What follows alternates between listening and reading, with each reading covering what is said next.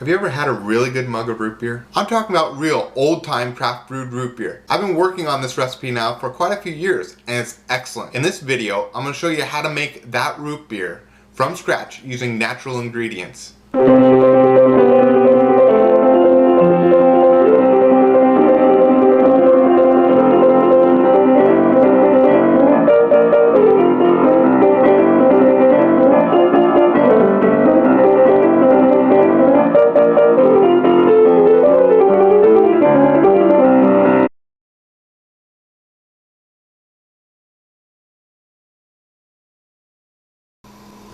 Into 6 quarts of water, doesn't have to be boiling yet, pour 3 pounds of honey.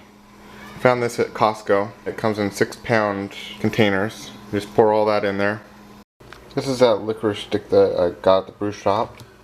Basically what it is it's a really condensed licorice that I'm using instead of licorice root. I like the flavor that it gives. So put that in there.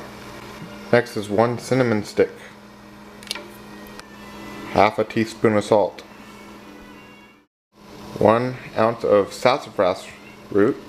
You don't want to use the stuff off the side of the tree. You actually want to get about the size of a pencil thickness. You want to dig down and actually get that root.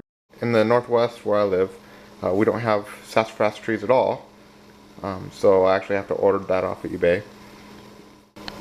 1 ounce of Sarsparilla root.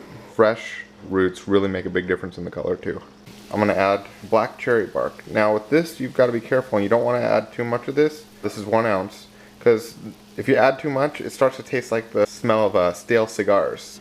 Alright, next is half a cup of molasses, and I normally get this Brer Rabbit molasses full flavor, the dark stuff, don't get that light gent. And that molasses also gives it a really nice dark color. The next part is a lot of preference, and I've played around with the sugar amounts a whole lot because I don't like my root beers too sweet. So you're going to want about 6 cups of sugar. Next is the vanilla bean. If you do not have any of these, vanilla extract will work perfectly fine. I really love the flavor that this gives, so pop that in there too. Now raisins are a really interesting ingredient.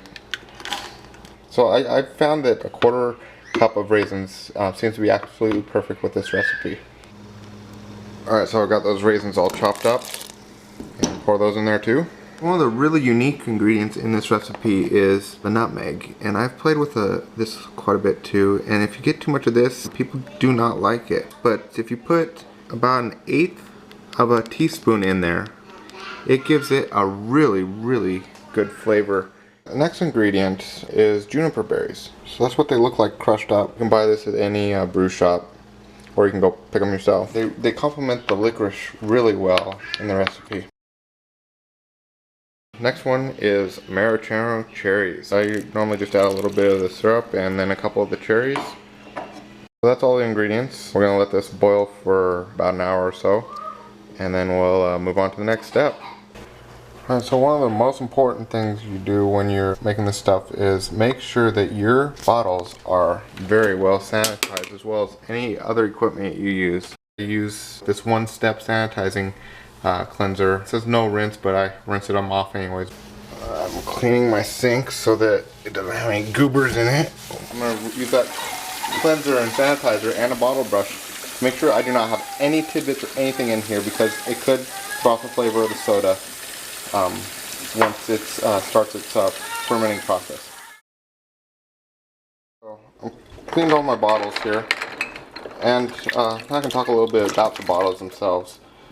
When you're making the sodas and you want to bottle them, you have a couple options. You can either reuse an old soda bottle, and I'm using some Coca-Cola sugarcane soda ones from Mexico to rebottle these ones, but I've also got a bottle collection. You can use old soda bottles. The most important piece is the lip. So like on those beer bottles, if you want to reuse beer bottles, you can do those. You can buy them at a brew shop too, and they work fine. The key piece is you cannot use screw-on tops if you're going to be capping them.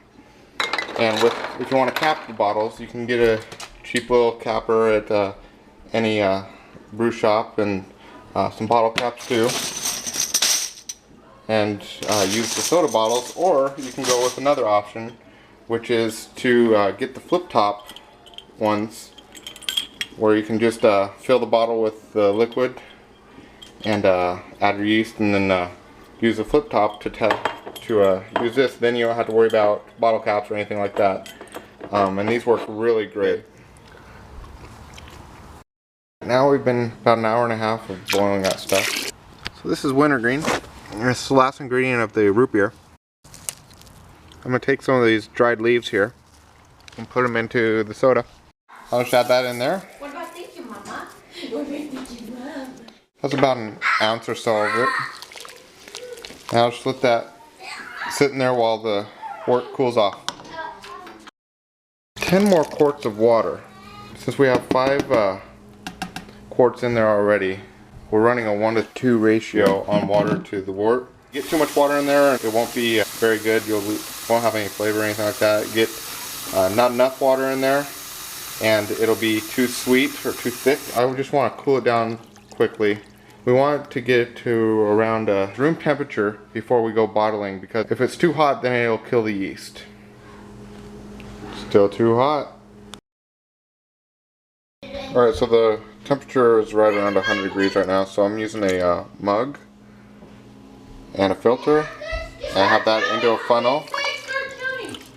And you want to fill it just up to about this height here. You can see those other bottles are about the same. Alright, so the temperature is about 87 degrees, which is cool enough to not kill the yeast. For the yeast, today I'm using this Cooper's brewer's yeast. You can play around with all sorts of different kinds of yeast. I found this one works really good for the root beer. If you don't have this stuff or you don't want to go looking for some other types of yeast, you can always just use the regular bread yeast like the Red Star stuff. So what I'm going to do is take the yeast, which I showed you a little earlier, and inside each one we're going to put about 7 grains of yeast. Then you cap them, and then you use your mechanism and put it on there and cap it.